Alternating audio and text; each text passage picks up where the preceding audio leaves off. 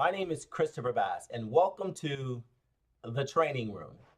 In the Training Room, I help you acquire the knowledge, skills, resources, and mindset necessary for generating the right quantity and quality of prospects for your sales funnel, as well as winning more sales today. Now, in today's session, I'm going to speak about the fundamental importance of sales, right? And I'm going to be reading some excerpts from my latest book. Actually, is my first book, titled "The Playbook on Fixing Anemic Sales Pipeline, Volume 1 Prospecting." Now, you can actually buy this book on Amazon. You can get it either in the paperback format or you can get it in a Kindle version. But you can also buy directly from my store at basschristopher.com. In addition to the paperback as well as the Kindle version, you can also download a PDF ebook. Now, the only really difference in buying the paperback from me versus Amazon is if you purchase it directly from me, you get an autographed copy. Now, so today's lesson is really about understanding the fundamental importance of sales. And while there have been many speakers, many trainers, many coaches, many gurus who espouse the virtues or the importance of sales, I really want to hone that in.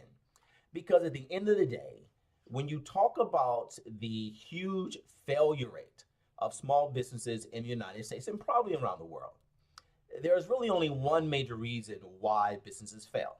Well, it's two, but they center around the same thing, and that's money. So businesses fail because A, they don't make enough sales, or B, they don't have enough access to capital. Small businesses, right? Now, and as I stated in my book, because most small businesses really don't have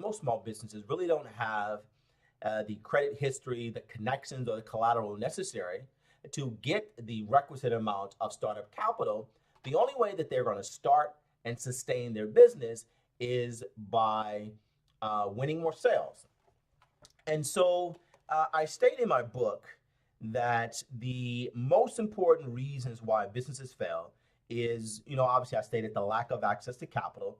But the second one is because of the business failure to generate leads.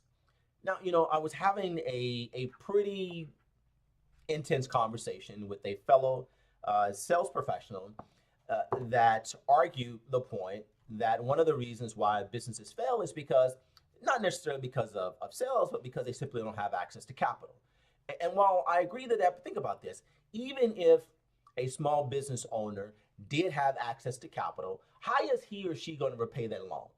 He or she repays that loan with the funds that come as a result of winning more sales.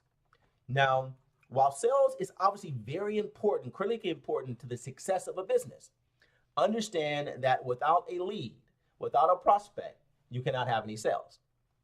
But that topic I'm going to reserve to another day. So the importance of sales is fundamentally sound.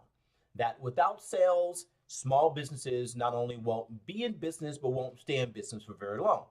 Because the failure rate of small businesses is, and I mentioned this in my book, I think within the first year, 80% of startups fail within the first year. Of the remaining 20%, half of those fail before the fifth year.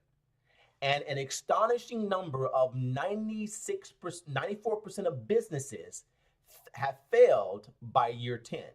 So that means that there's only a 6% success rate from businesses that start out today. There's only a 6% success rate for those businesses by year 10. And again, it boils down to sales. Now, sales is not only important from a sales standpoint, it is also important in many other aspects of our lives. Because think about this, right? And I'm going to read a few things from a book, right? As vitally important as sales is to a business, the ability to sell is equally important in other roles in an organization and to other aspects of our lives. This is especially true when we're seeking to get what we want and where the attainment of what we want involves another person's willing participation. So just think about this, right? If you're trying to negotiate better lease terms on a car payment or an apartment, right? You have to negotiate, you have to persuade, right? Maybe you're a parent attempting to sell your child on the ideal of doing his homework or taking a bath. You're trying to persuade. Maybe you're a teacher striving to persuade your students on the value of an education. Maybe you are a lawyer selling the jury on the innocence of your client. Maybe you are a politician tasked with convincing your constituents on the value of a piece of legislation. So, I mean, I can go on and on. The reality is that the skills of selling is not just important as it relates to generating sales for an organization, but the ability to sell is critically important in other aspects of our lives when we're seeking to get what we want and where what we want involves the willing participation of others, because we have to convince them, we have to persuade them, right? And so I'm going to wrap this up, in a few minutes, because I think that, for the most part, I'm pretty pleased with my book.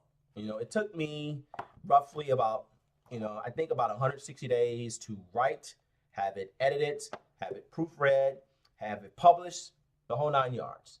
And I'm going to be reading various parts from the book every day until I have read the entire chapter. But the goal, again, for the training room is, and that's the new name for my YouTube channel, the training room, again, where I'm going to help you acquire the knowledge, skills, resources, and mindset necessary for generating a pipeline full of qualified opportunities and winning those opportunities at a high rate, but also at a faster rate. And so until the next time, happy selling.